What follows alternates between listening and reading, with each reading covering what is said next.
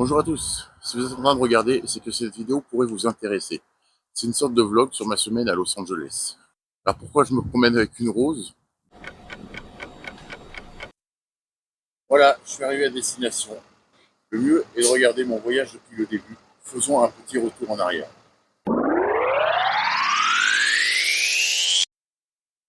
Alors voilà, quand j'hésite de faire un petit retour en arrière, c'était un peu plus loin. Je vous renvoie au début de la vidéo.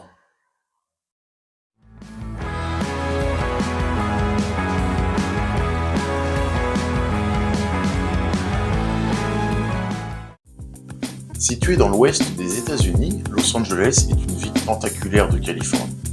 Elle se trouve à 3937 km de New York et 9080 km de Paris. Los Angeles s'étend sur une distance de 71 km du nord au sud et de 47 km d'est en ouest.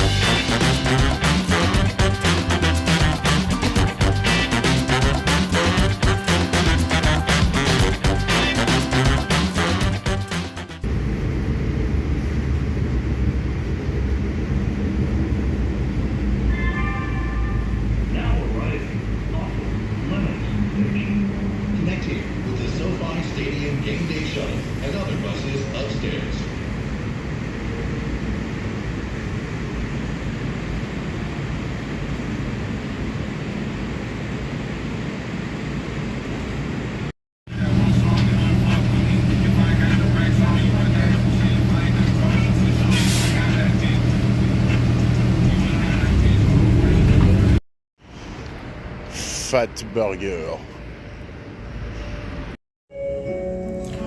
Voilà le Fat Burger.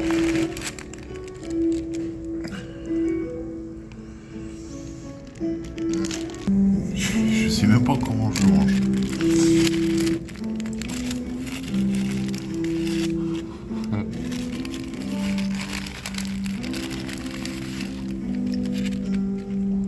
Oh, vache. Ah ouais.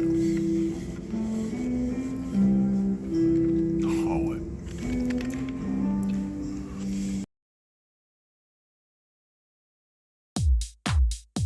Le centre-ville de Los Angeles n'en est pas vraiment un. Certes, Downtown Los Angeles, aussi appelé DTLA, se repère de loin par sa célèbre skyline et demeure le cœur historique, financier, administratif et commerçant de la métropole. Le Biltmore Hotel est un hôtel de luxe inauguré en 1923 et situé au niveau de Pershing Square. Le bâtiment associe une architecture 1920 à un décor début de siècle inspiré par l'Italie et l'Espagne. Composé de 3 ailes parallèles en briques, l'hôtel est doté d'un somptueux hall d'entrée. Il a accueilli 8 fois la cérémonie des Oscars entre 1931 et 1942. Classé monument historique en 1969, il apparaît dans de nombreuses séries télévisées et au cinéma. On le voit dans des films comme Braquage à l'italienne, Le flic de Beverly Hills, Spider-Man, Independence Day et Ghostbusters. Le hall est magnifique.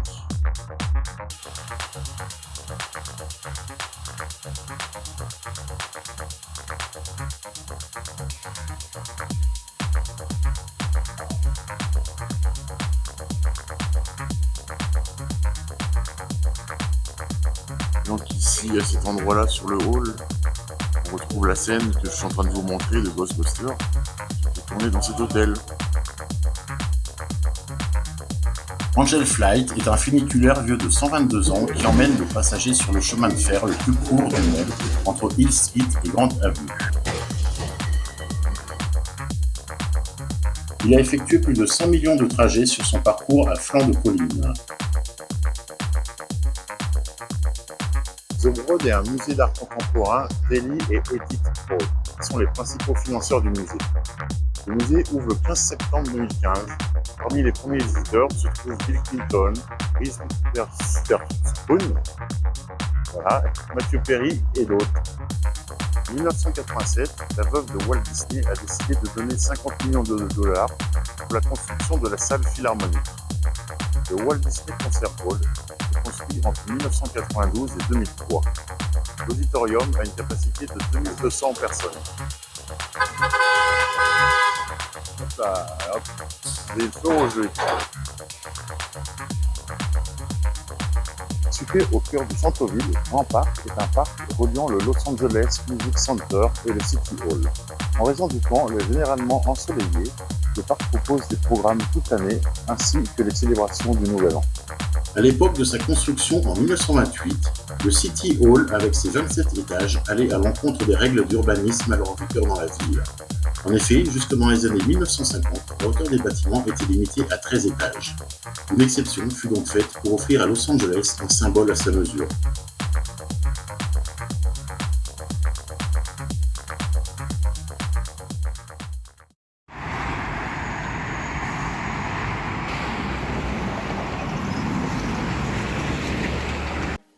Construite en 1869, la Pico House fut le tout premier grand hôtel de la ville. L'hôtel a ouvert ses portes le 9 juin 1870 et fut à l'époque le tout premier bâtiment de 3 étages. Ce luxueux établissement de 82 chambres et de 21 salons s'inspirant de la Renaissance italienne abritait une cour intérieure, une fontaine et une volière d'oiseaux exotiques. C'est en 1781 que s'établirent ici 44 colons originaires du nord du Mexique.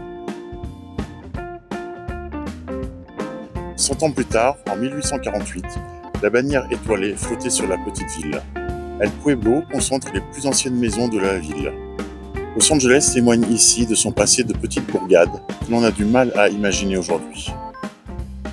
Supposé être le lieu d'origine de Los Angeles, Olvera Street est une rue formée par des édifices du XIXe siècle qui hébergent des boutiques d'art folkloriques et des restaurants traditionnels inondés par l'arôme des tortillas fraîches et des plats épicés.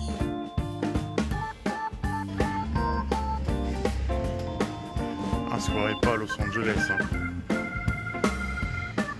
On est vraiment dans la partie ancienne.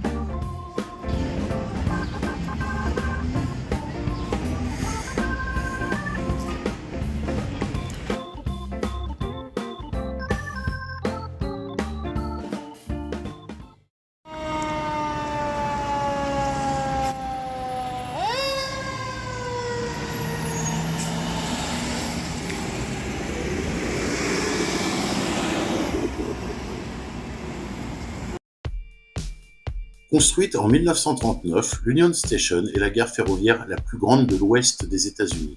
C'est un joyau de l'architecture de Los Angeles. La gare est un vrai mélange de styles. Elle réunit l'architecture coloniale espagnole de la Renaissance et un art déco très insolite qui rend hommage au patrimoine historique de la ville avec une touche de moderne.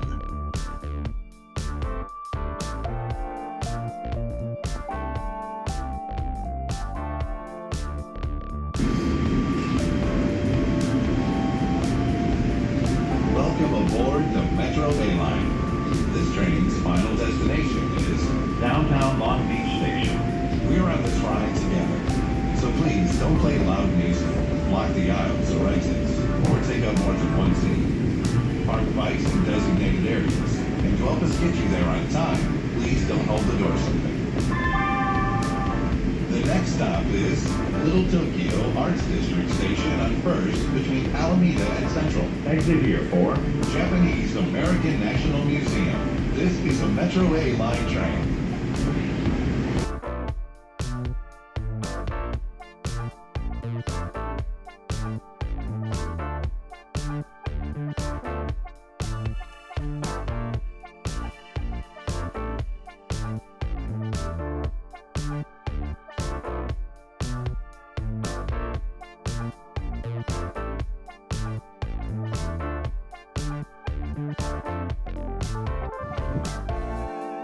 Voici le Bradbury Building. Construit en 1893, l'édifice porte le nom de son premier propriétaire, Louis Bradbury. Remarquable exemple de l'architecture commerciale victorienne, c'est l'un des rares bâtiments de l'époque à avoir été conservé. La minutie des finitions et le caractère futuriste de l'ensemble continuent de susciter l'admiration. L'endroit est si spectaculaire que le réalisateur Ridley Scott en fit le décor de son film Blade Runner.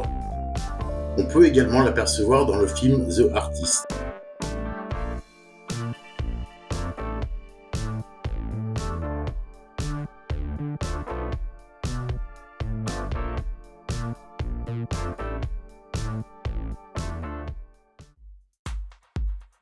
Cette hall, qui occupe à elle seule un bloc d'immeubles, est un haut lieu en couleur tant du point de vue des produits que vous y trouverez que de la population que vous y croiserez.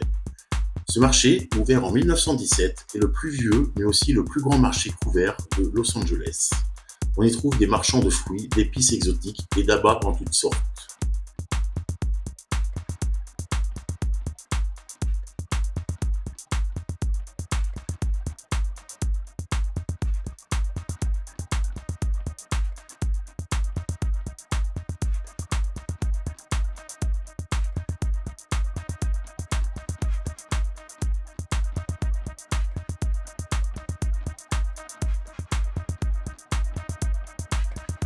Figurant parmi les plus anciens quartiers de Los Angeles, Angelino Heights comprend d'élégantes maisons victoriennes le long de Carroll Avenue. Bob's Market est une petite épicerie de quartier entre Echo Park et Angelino Heights. Bien qu'il s'agisse que d'un simple magasin de quartier, Bob's Market est visité par d'innombrables touristes pour se faire photographier devant sa façade. Cette popularité découle du rôle du marché dans le film Fast and Furious. Voilà, dans le film, voilà, on le voit, il arrive ici. On passe là. Voilà. Et il descend de la voiture. Et il marche. Direction du garage. Carroll Avenue comporte quelques belles demeures victoriennes, dont certaines ont été classées. Ces bâtiments servent souvent de décor pour des films ou des séries télévisées. Dans la série Charmed, les héroïnes habitent le numéro 1329 et la maison située au 1345 apparaît dans le clip Thriller de Michael Jackson. Alors voici là la maison de la série Charmed.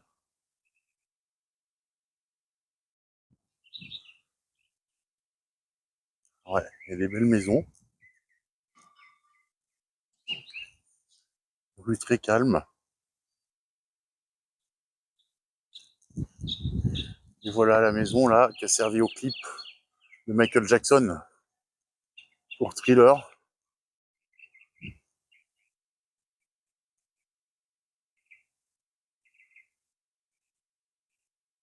Voilà, de toute façon je vous montre un extrait en même temps, comme ça vous allez reconnaître.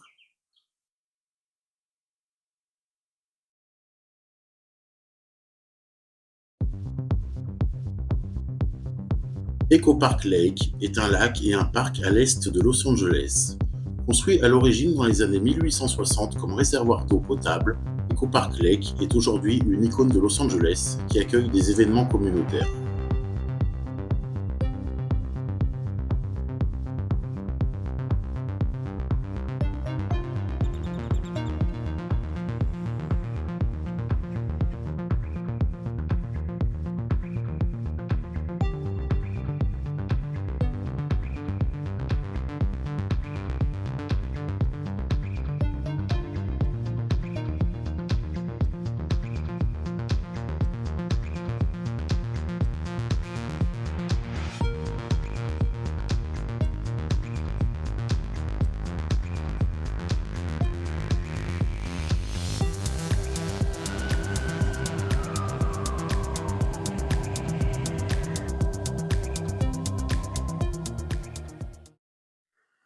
Voilà, changement de quartier.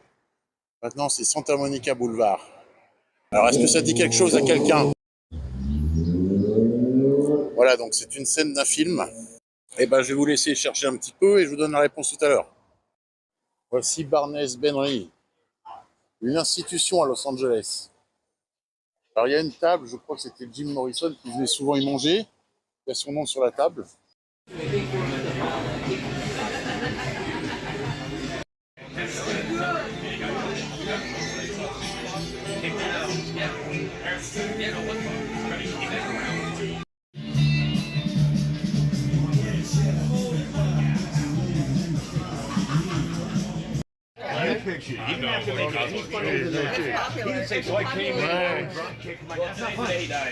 Ok, there you go. Bon bah je me suis pris quand même un petit milkshake puis un coca.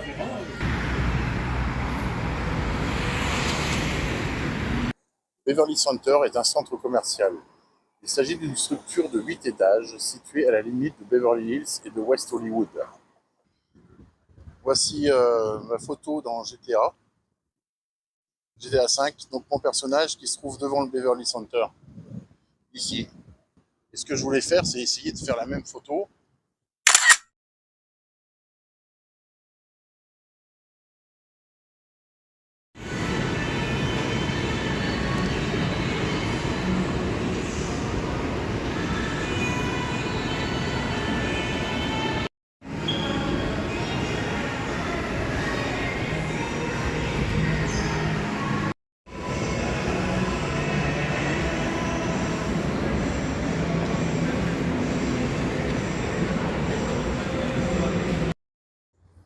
Bon allez, pendant que j'attends le bus pour aller sur Melrose Avenue, je vais vous montrer ce que c'était l'immeuble blanc de tout à l'heure là. Je vous ai montré, je vous ai demandé ce que c'était. Bon alors voilà, hein. Je vous donne toujours la réponse. Attendez, il y a deux américaines qui passent là. Je vous donne la réponse, alors ça se passe surtout là-haut, en haut de l'immeuble là.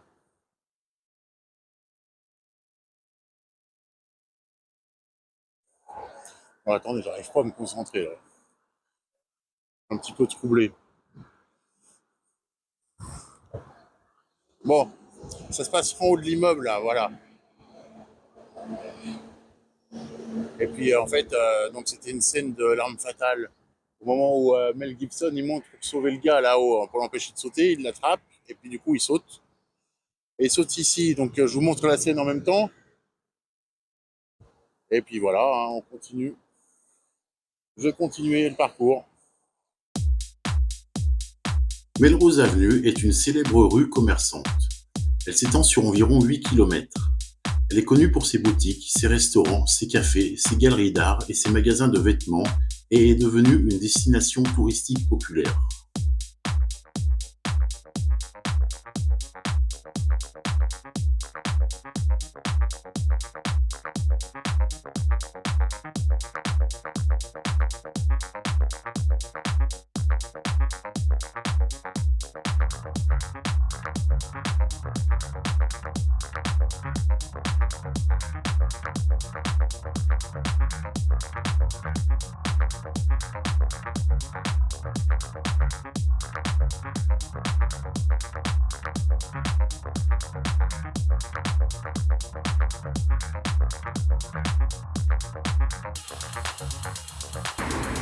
Ça, c'est des robots qui livrent le courrier.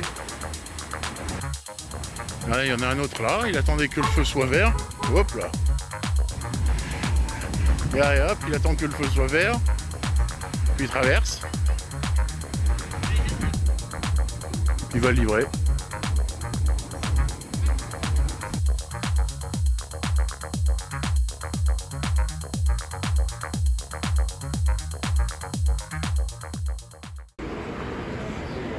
Là, j'ai ma glace un peu avec tous les parfums. Pink's Hot Dog. Alors ça aussi, c'est une institution. Mais bon, après une glace, c'est pas vraiment raisonnable. 83 ans. Je vous l'ai dit que c'était du sérieux.